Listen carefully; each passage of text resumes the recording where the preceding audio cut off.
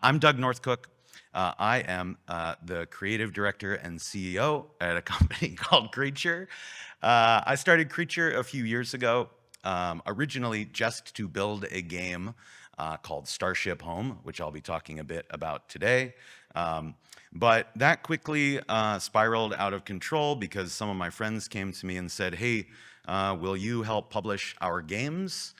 I said no. They kept asking. I said yes, and then I kept saying yes. And we now also publish games from 12 other studios, including many secret ones that I can't show you. But we are doing a big Creature feature showcase in May, where we'll be announcing several new games. So tune in there.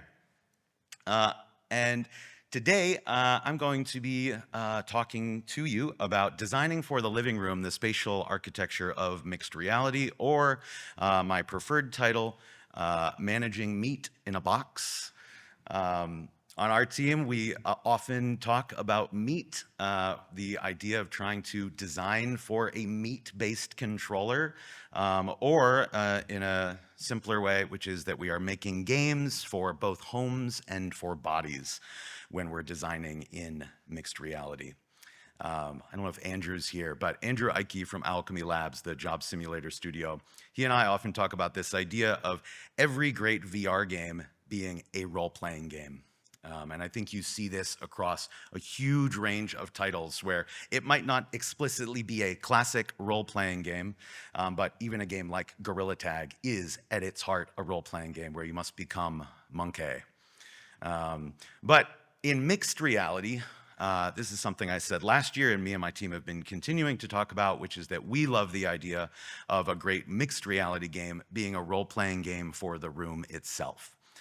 And that when you start to think about the room that the game is being played in as a character, as an entity, as something that must be the central part of the experience, there's some deep magic to be found there. And so when we're looking at this, our team, we kind of talk about this spectrum of both where we are and what body we are in. So when I'm in VR, I'm fully somewhere else.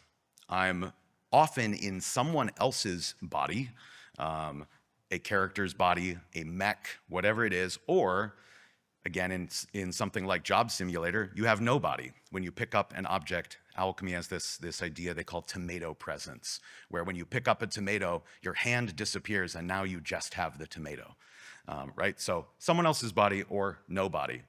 But when we're in mixed reality and the pass-through cameras are on, the majority of the time, in the majority of applications, it is the user's body, the user's actual body that is represented. And that comes with all sorts of opportunities and problems. And from our view, designing MR is much closer to what is on the right-hand side here, which is here and my body. And that the considerations for designing in mixed reality, there's actually, we think, a lot more to be borrowed from architectural theory, from theories of embodiment and presence, from choreography, and all sorts of things than there is to borrow from game development or even from VR development in a lot of situations. And so we think about this overlap of place and bodies in terms of being present in a place and being, for me, this is my way of thinking about it, being immersed in your body and feeling, and that sort of feeling. And the trick here is that when you're in VR, you have all of these tools at your disposal to be able to put someone in a carefully crafted environment that lets you get to some of these things very quickly. The challenge, I was talking about this with some people at lunch, is when you're playing a mixed reality game, you don't get to control what is in the room. Your game must be able to hold up to a pile of dirty laundry in the corner, right? That is an expectation that you have to have. And that you also have to accommodate and expect massive variation, not just in people's bodies and people's capabilities in their bodies, but also height differential and level of comfort using their body in your experience. This is probably my favorite slide that I've ever made. And so I think about this a lot in terms of, again, what sort of embodiment are we trying to go for? Am I in my own body and my body is totally normal? Or are you trying to get me to step into a character's body, right? Am I putting on a costume? Am I trying to become Blue Jungle Man, an off-brand character? Or my favorite thing that me and my team often play with is things that live more with our friend here, right? Which is, why is my body made of noodles? Which to me, that's the magic of VR, is I can put you in a noodle body and you have to figure out what the noodle body does. What are the affordances granted to you when you become noodle? So, the beginning here, I'm gonna skip over a bunch of these kind of high-level concepts, and then I'm gonna bring us into some video that kind of walks us through how we've actually done this in some of the games that our internal team works on, and also some of the games that our partners publish with us. And so for us, another thing that we've been working on is trying to understand kind of what the gradations of mixed reality can be. And I'm gonna show you a few examples from the Creatureverse, which go from a diorama, which is a 3D object, a rich object that we can play with in the room, but the diorama has no direct relationship to the room itself. And we have this great game called Wordbound that we're working on with Andy Bacon, and I'll show you a little bit about that. And then we have dioramas that have objects with context, where you have a rich diorama, you have objects, but they actually interact with the physical environment and the scene, but the experience is still very contained. And then we have what we consider to be the most difficult and exciting frontier of design that we've been working on over the last several years, which is full room scale mixed reality, where you are using the entire geometry of the room itself, and trying to create an experience that is about the room. So here's the question. Do you want to see a world exclusive clip? Okay, great. This is a game called Wordbound that we've been working on that is kind of fits in this diorama category. But just because something is a diorama and doesn't necessarily interact with the geometry of the room doesn't mean that it can't make use of what is afforded to you when you're working in pass-through. And so you'll see in this video that we are taking the object, but we are then adding color overlay to the pass-through. We're blending that with a gradient. And so the room kind of disappears a bit, but you're always still grounded and you're always still using your hands. We'll see if this plays. There we go.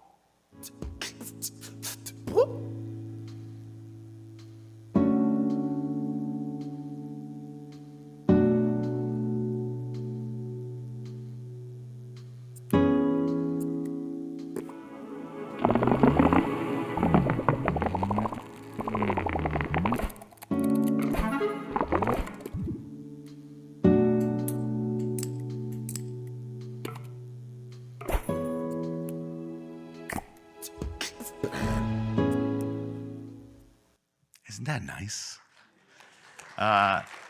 So we've been working on that game with Andy Bacon and his team at Kettle Games. That's coming out later this year. But I think there's something so magical when you're working in the headset to constraining the scope of what you're doing to be something that's only about this big.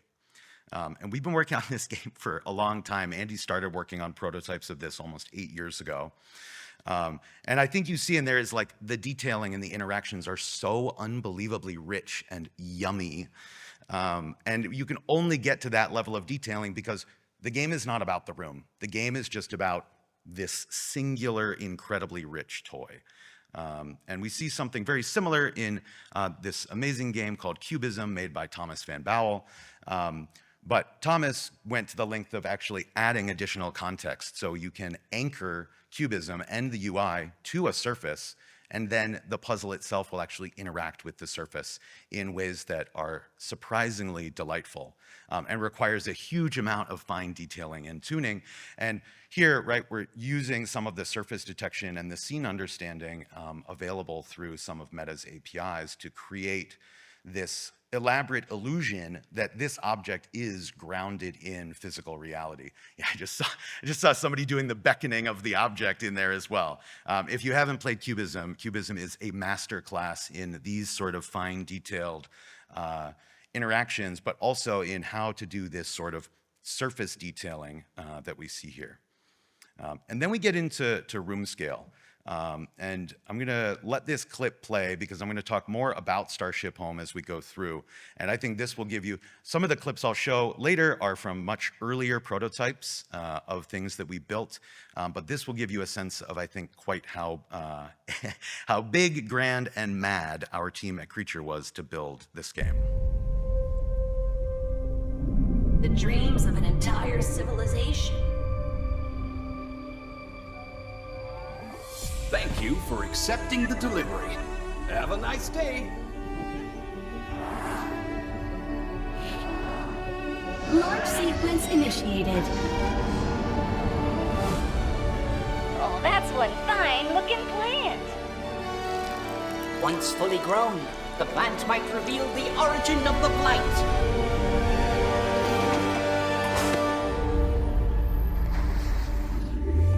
Whoa!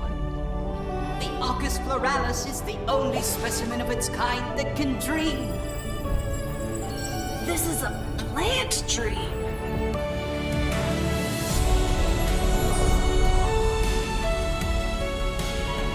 Looked like a black hole, but in the shape of some sort of creature. Maybe we could heal whole planets. You did it! Feel free to keep my starship. Your starship.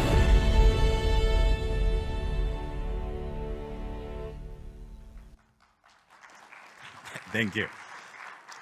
I'm just going to give a shout out to our friends at Live, Doom, and Toge, who worked with us on this trailer, because that trailer is all shot in real time. That's the game actually running. None of that is faked or done in any other way. And I think what you see in there is what we tried to do is take a lot of, honestly, like what we had seen Thomas start to play with in early versions of Cubism with surface context, and try to make a game where every object responds to the environment and to the user. You see in there we have these plant pots. This is one of my favorite objects in the game, where they actually respond to whatever surface they're on. They drop a shadow. They have little feet that come out, so when you carry them near a surface, they will actually land on that surface.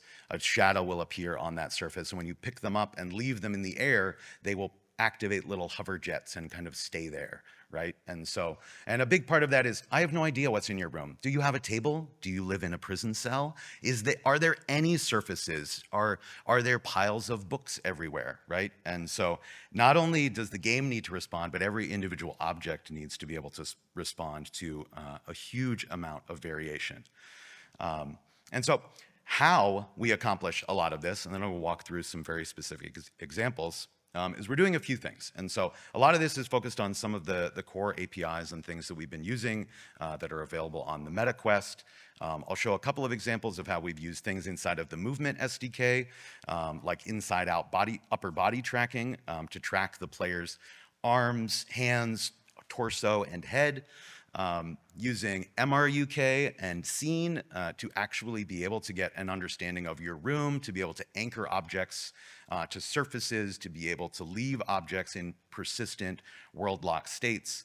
And then some of the things that we're also doing with the Depth API and pass-through to create incredibly elaborate illusions. Which is something my team and I also often talk about, is that so much of what we're doing is smoke and mirrors, because none of these things actually exist. But our goal has always been, when we're doing this, is we want people to treat the objects that we put in their home the same way they treat any other object. They should feel like they can go up and knock it off of a table, or go and pick it up, or go and try to pull it apart.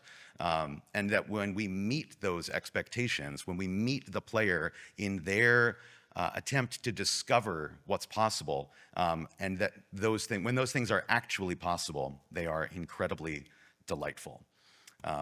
And so a lot of this comes together in this incredible game that Thomas van Bouwel, the creator of Cubism, released in early access at the end of last year called Laserdance, which takes the geometry of your room and procedurally lays out custom levels over top of that geometry in a way that just feels so simple and easy, but took years of development to accomplish. And a few things I'll call out here in this clip that you should pay attention to is look at how the lasers that form this laser obstacle course that you're trying to move through, how they interact with furniture, how they're occluded by objects in the scene, because I think that's where you get to see the detailing that's worked out here.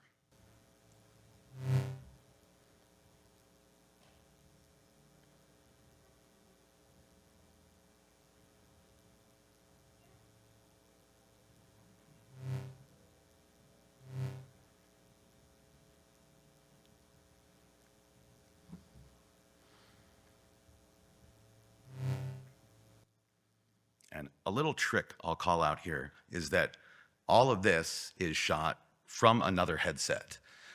This is a trick that Thomas and I both use all of the time, where we actually have the person that you see playing the game is just in a pass-through scene. They do not see the game at all. What we actually started doing was using OpenBrush, the open source version of TiltBrush, in pass-through mode to mark places in the room for the actor to move through, and then the person wearing the headset is actually running the game, and you get this very accurate real-time third-person capture of someone playing the game, but that person is not, in fact, playing the game. Which, this is a totally separate talk that I should do at some point, is the challenges and tips and tricks that we've developed to capture mixed reality footage that looks like this.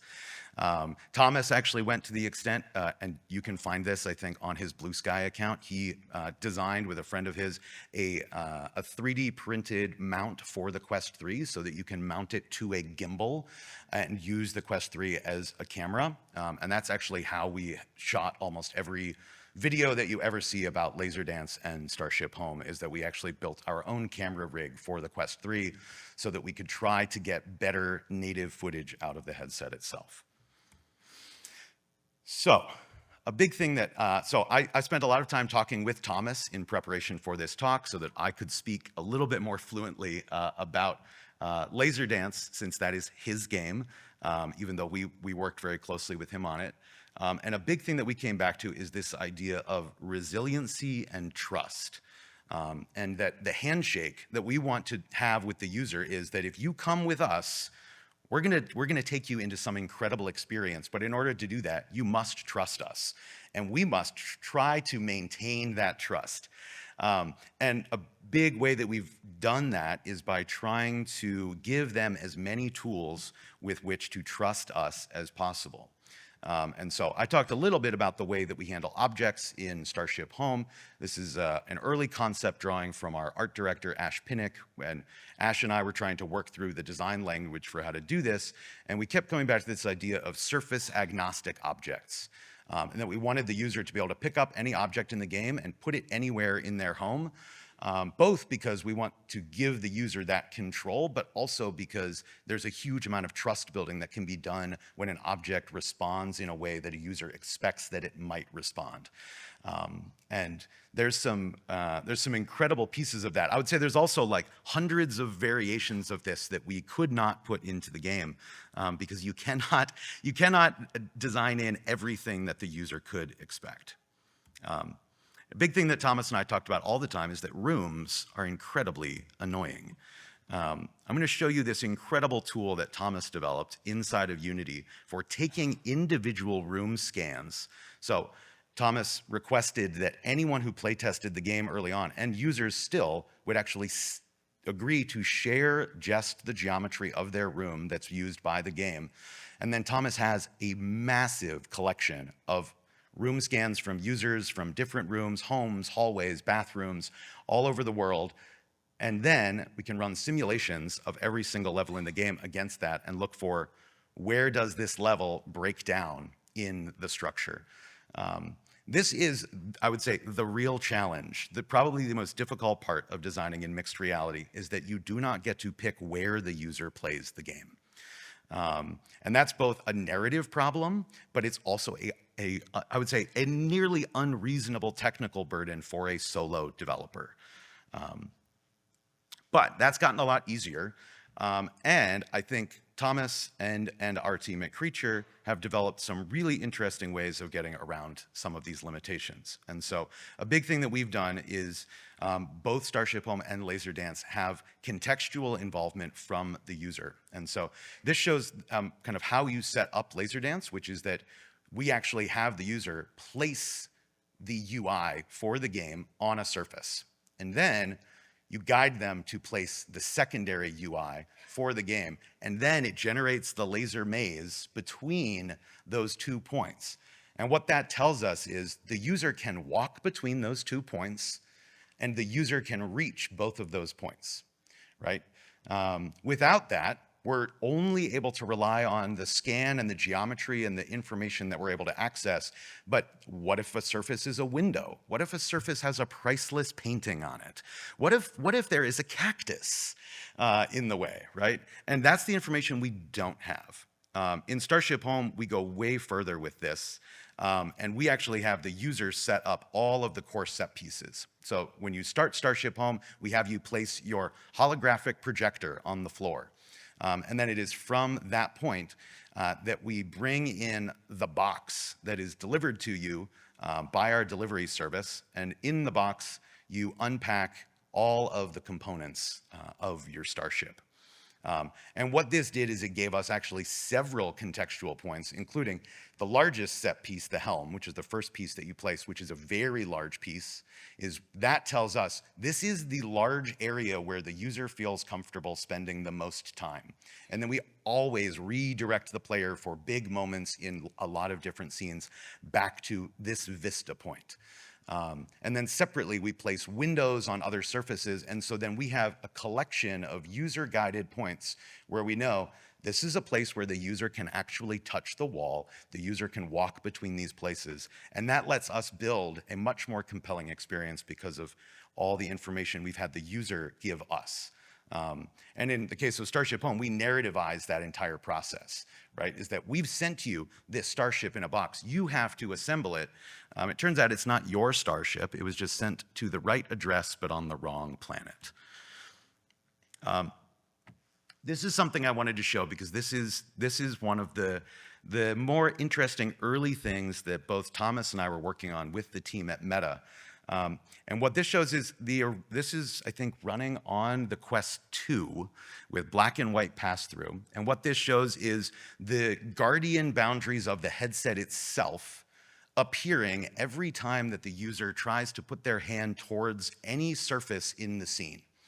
And so this was an early conversation with Meta where we were like, if this is the intended path that we're going to go down, we will not be able to create a compelling illusion. We will not be able to get the user to have a sense of trust and presence if the UI is always coming up over top of our core interactions. And so what was great is, this took a little while, is that we got to a point where we didn't have to be able to do that anymore. And instead, we could encourage users, because of our setup and our safety considerations, we build enough trust to get users to crawl on the floor, under furniture, and over things. And then separately, back to our noodle body from earlier, one of the other things that we've done is there are moments where we want to not break the user's trust, but we want to try to do something very unexpected. And so there's a scene where in Starship Home, we fade the starship away. You enter the dream of one of the plants in the game, and then we replace your arms with these giant, wiggly, long tentacle arms that react to surfaces, that react to other objects in the scene. And in this way, we're like, you are no longer in your body. You're no longer in your home. You're in some dreamlike vision of your home where we tint the pass-through, and we're using edge detection to recolor the surfaces. And we're also using all of our safe locations to place new things into the scene in a way that feels completely different. And then we transition the user kind of constantly between these dream states and then back into their home. And so there's some pieces here where we're able to make your home feel like it's not actually your home anymore, even though you can still see all of your stuff, but it feels almost like you're having an out-of-body experience inside of your own home. Similarly, this is an early prototype of how you enter the dreams that we ended up not doing because we had so many people that played this early version tell us that they felt physically uncomfortable doing this. Next thing, I've got to jam this thing in my head. Looks pretty sharp, not gonna lie. Oh, there you go, it just sticks. Oh no, I'm traveling through space. Everything's fading. I'm going into the plant dream. And there are things like that that we discovered where we're like, if we ask the user to stick something into their head, you actually feel it a little bit. And people didn't like that feeling. Similarly, we were doing things where we were having characters reach an arm into the user's home, and people found that very disturbing. And so there were things there that we didn't quite expect that if we had done in a VR game, I don't think anyone would have had a problem. But because it's their home and their body, they feel a little bit uneasy or unsafe in doing that, especially with Starship Home. We were really trying to make something that could be played by the whole family. And so another piece here, and this is one of the things that Thomas and I were talking a lot about with Laser Dance, is you see here that the person playing the game occludes the lasers. And that extends through their whole body. So we're using the depth API to do occlusion of anything that is in the scene. And so I'll play this again so you can see that, you know, the full body outline of the player gets occluded, but that is not, we don't have enough precision accuracy to track your entire body when you're in the headset. We don't know where your feet are. We don't know where like your thighs are reliably. And Laser Dance is a game about avoiding lasers. And so this is one of these really specific moments where Thomas spent a lot of time trying to find the balance between perception and precision. And I think this is one of the hardest things when you're working on overlapping APIs and overlapping structures where it's like, yeah, we want the user to feel like they're in their full body, but we can't actually give them the information, but we want them, and people do this all the time, where there are lasers that are low enough that we can't actually track your feet, but we want people to feel like they should step over those lasers. And people always do, because we give them a sense of their body in space, but then the actual precision detailing is limited to this right here, right? And the way that Thomas has internalized this back to the player is that when you hit a laser, you then go out of body and you step back and you see the representation of what we actually are tracking to help you internalize a mental model for what your body is when you are playing Laser Dance from a precision perspective. But when you're actually playing the game, we don't show you this. We just show you your own body and your own hands and hope that you come with us on the illusion and you step over the lasers even though they won't be triggered. And this, for me, is kind of the core idea, is that it is so critical to understand the deep technical constraints of the APIs that you're working with, and that you understand the constraints of room variation, body variation. And the only way to do that is through rigorous playtesting in hundreds of different environments of all shapes and sizes, and that's the thing that you must do. If you would like to know more about this, there are two amazing GDC talks from my colleagues, Mark Schramm, our engineering director, and Ash Pinnock, our art director. You can find both of these on the Vault, or a talk that me, Kirk from Meta, Tommy Palm from Resolution, and Alicia Berry from Niantic did last year. And you should go visit the Meta booth and bug them and ask them about how you make something that is as sick as the things that we have been making and that Thomas has been making. You should tune in to our Creature feature in May to hear about all of our new games, and you can find more information about that at www.creature.page. Thank you.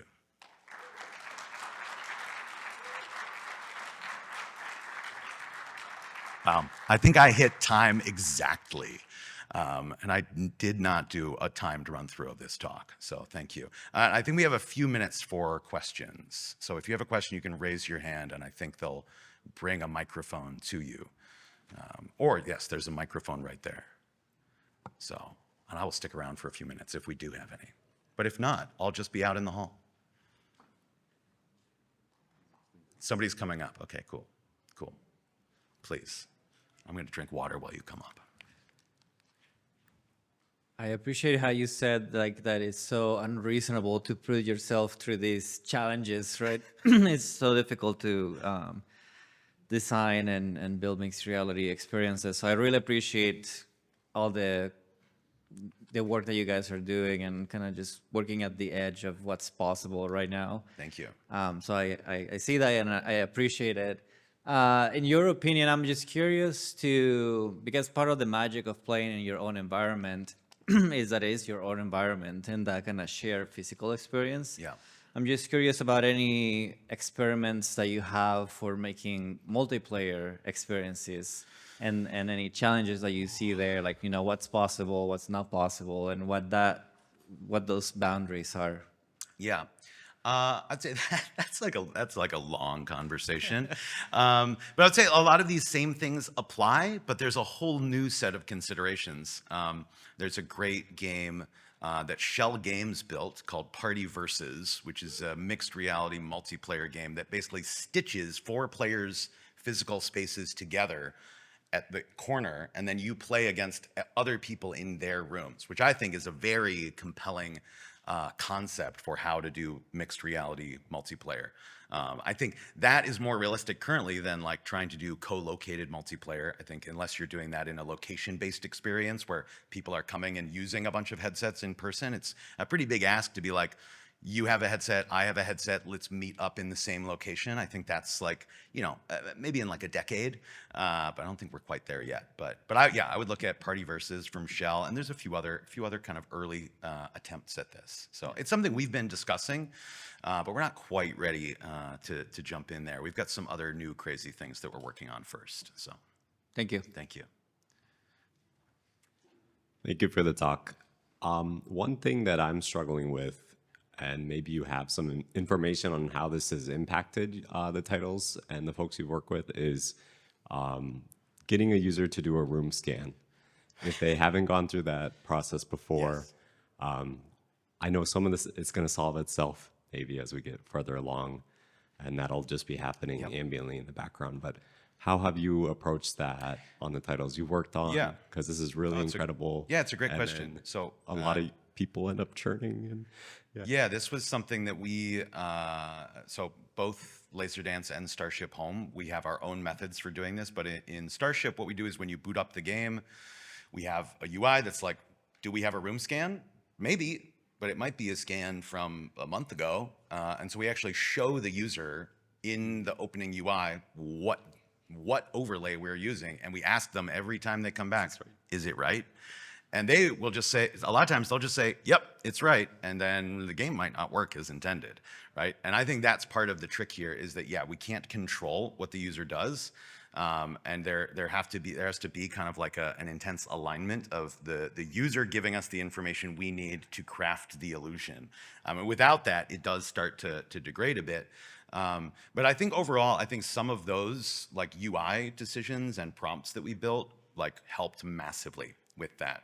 And trying to make those feel like they're like a native part of the game, and then we actually have a button that kicks players out of the game and up to the OS level to do the scan, and then come right back into where they are, right? And so we built a direct line for that. That was part of kind of our early talks with Meta, is the ability for us to actually do that, to be able to kick the player up to the OS level and straight back into the application without having to go through the settings. And so you can do that now. So I would say like that is required. If you are using the room scan, you must have like a very detailed and careful flow for how to manage that, because it is critical, right? And you don't want a user to just sit there, and you don't want to give them a guide for how to go into the system settings. It's like you have the power to just take them there. So you must. Cool. Thank you. Yeah. All right, we got time for one more. Hey there.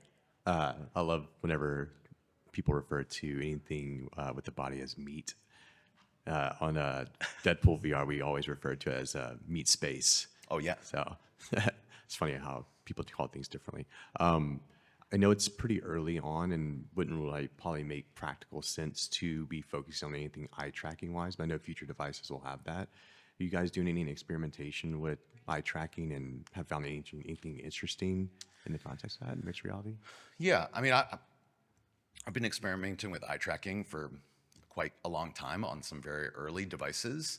I think generally, though, I'm not really a big fan of eye tracking. I think there's certain things that we've played around with, even just like eye contact with characters, we think is very interesting. But generally, like, you know, the way that like the Apple Vision Pro uses like gaze as an input, I find very uncomfortable. I think generally our feeling is that eye-based interactions are not comfortable for a large enough number of users that we just don't think that it's a resilient enough input device. But I would put it in a similar category of things like what we're doing with like leg occlusion and laser dance is like probably good for like illusory interactions, right? Of like, oh, we know where you're looking, so we're then going to put something out of your view when you look back, right? I think things like that is using it more as information and less as interaction, because the interaction is a very hard thing to train users how to do that. And then a lot of times if you do, that repetitive use is something that actually like forces the user out of the headset if it becomes uncomfortable. And that's a huge thing for us, is we're always trying to keep people in for as much time as possible. My ideal is that people play through Starship Home in a single session, which is it's a little long for that. But part of that is like we want to keep people in for as much time as possible so they can get deeper down into the immersion. And like a consistent user behavior we tried to cultivate was we wanted people to like lay down on their couch. My favorite user test ever was somebody laid down on their couch and lit a cigarette. And just stayed there and just gazed out the window. And we're just like, he's not playing the game. A bunch of people on my team are like, he's not playing the game. And I'm like, no, he's playing, right? Could be like and part of that is like, we try to keep too much of that stuff out of the way. But I think as eye tracking comes online in more devices, like, you know, we've got stuff we've been kicking around on, but we'll see. Well, thanks for the detailed answer and anecdotes that you shared. It'd be fun if you were in that context of smoking a cigarette and not really paying attention, playing like the classic idle music or something like that. Yeah, we early on in development, we were so glad when it happened, because when we first started working on the game, we were like, what do we want players to feel? And I don't remember who on the team it was. It might have been me. We were like Samuel L. Jackson in Jurassic Park, where he's like sitting at his computer and he just like leans back, smokes a cigarette, and just stares off into space. And we were like, if we can get people to do that, like if we can get people to just like vibe and not actually like play the game, not do the objectives, and just spend time in the home that they live in, right? Is like, if they sit in a chair, we've won, right? If they sit in a chair, because the chair is real, but you can't sit in that chair when you're playing a VR game because it's out of the play boundary, right? And to me, like, that's the magic, is like when we can get people to just like live their life. Like I would often in playtests, I would just go make a cup of coffee because my kitchen is like right in my play space, and I'd be on my spaceship making a cup of coffee, right? And that's the magic. It's like they get to take all their stuff with them on these adventures, right? And you don't get to do that in a VR game. There's no coffee maker in Blade and Sorcery, right? It'd be great if there was, but I think there's something really cool. And this is why, like, you know, me and my team, we're so passionate about these types of games, because it just invites a different way of playing where you can stay kind of persistently in the world and in the experience in a way that you just don't get to in any other way. So, well, again, thank you so much. Thank you so much, everybody.